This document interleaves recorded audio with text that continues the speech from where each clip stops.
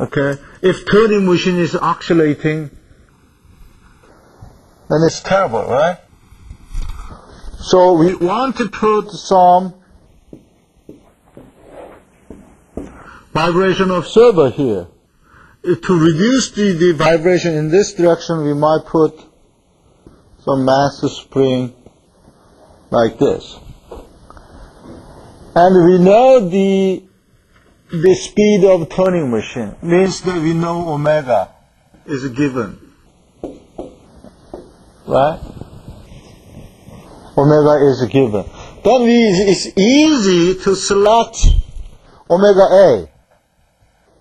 Right? If omega is given, then we just select omega A equal to omega. Right? As soon as we select omega A, we can select K, A, and MA. Right? Then it's simple. I mean,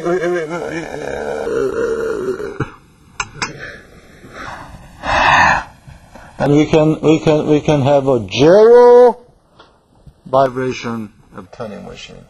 But when it turn on the turning machine starts to rotate from zero. Right? Then the frequency is sweeping from this side over here. And then what happened?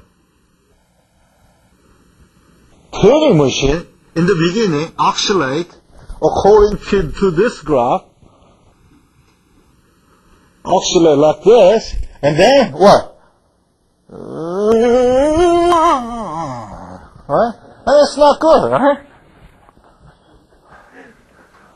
It's like when you turn on your car,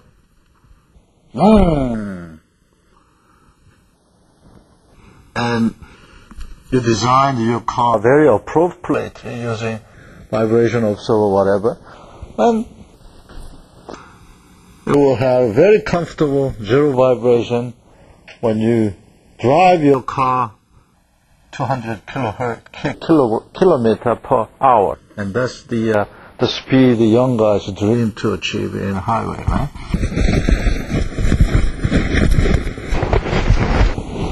When I was young, I tried to drive 200 kilometer per hour with my wife.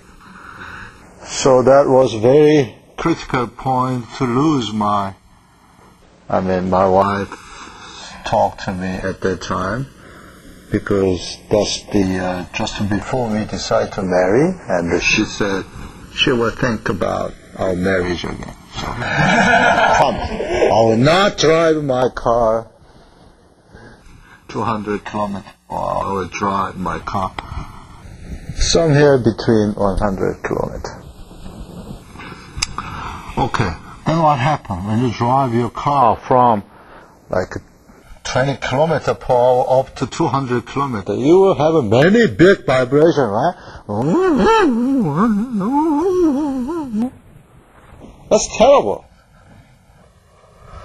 So the problem is we cannot drive our machine at omega all times, all the way. Right? We have to meet somehow this frequency. But how to reduce it? We put damping. We put damping on master structure. Right? If we put the damping on master structure, then the curve might look like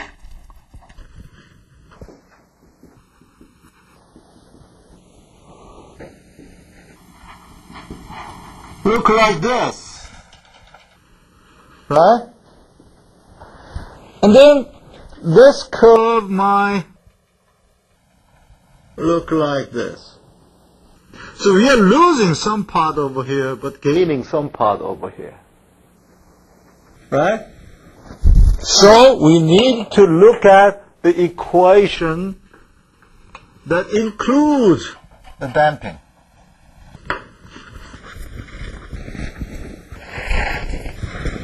So the governing equation of motion would look like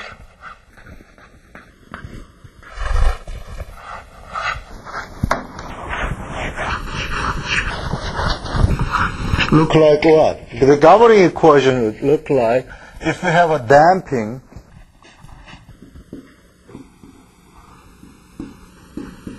that is C, then the governing equation look like what?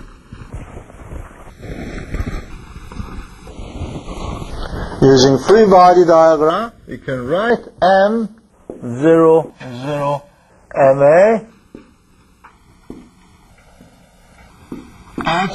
XA, double dot, plus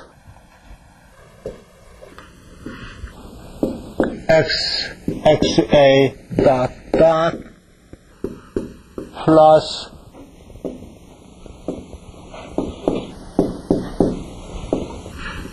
equal to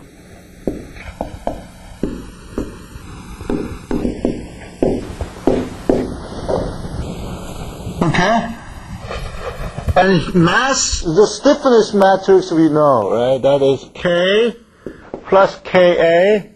This is minus Ka, and K.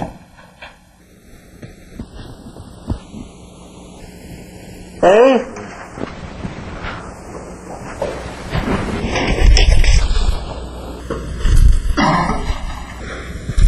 주호?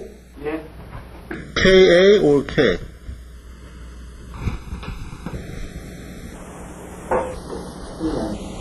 K? Why? This means the force exerted to mass MA, right? By pulling the unit displacement on mass MA. By holding M.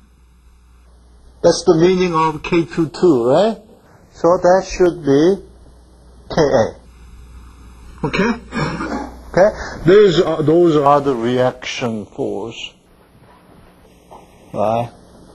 Okay, what about the damping term over here?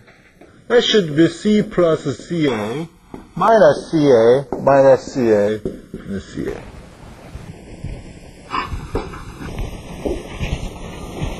Right? Okay? You can find it if you draw the free body diagram, or you could think that this and this has to be same, has the same form, because the only difference is that the viscous damping is proportional to velocity and the spring force is proportional to K. And then we have to solve this. Okay, by solving this, how we solve this? Ask your friend, right? That's the best way. Or look at the textbook. The second option. The third option is do it by yourself. And the third option is the best.